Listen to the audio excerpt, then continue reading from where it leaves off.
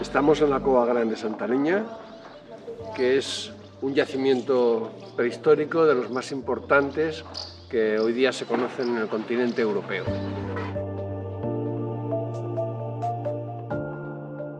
La campaña del 2022 empezamos a trabajar a mediados del mes de junio y acabaremos a finales del mes de julio. Es una campaña de un mes y medio aproximadamente. En el yacimiento llevamos trabajando desde el año 2002, es decir, prácticamente 20 años que de manera continua se trabaja cada año y con unos lapsos cronológicos de a veces 3 meses, a veces un mes, depende de los recursos económicos que se disponen y de los objetivos que estemos desarrollando.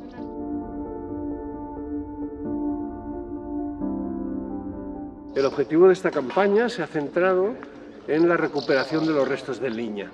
Es un sondeo que tiene unos 2 metros de profundidad. Liña se encuentra a 1,80 m, es el punto donde aparece, y el objetivo de la campaña es bajar desde la parte superior hasta la posición de Liña, que no lo vamos a conseguir este año, es un objetivo a 3 años, como mínimo 3 años de trabajo de campo, para poder documentar las otras partes esqueléticas que nos quedan para poder conocer a Liña 1.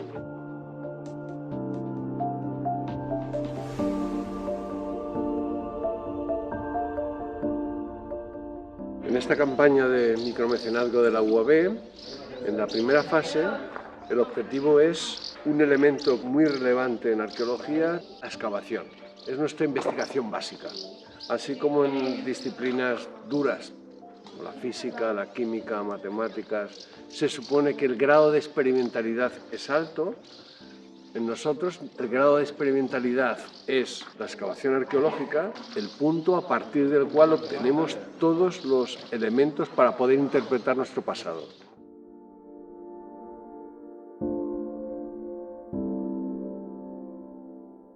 El micromecenazgo es una idea que parte de la Universidad Autónoma de Barcelona y consiste en hacer que la sociedad colabore con la investigación.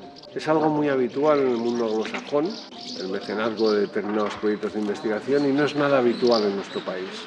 Por lo tanto, el micromecenazgo lo que permite es mantener la investigación.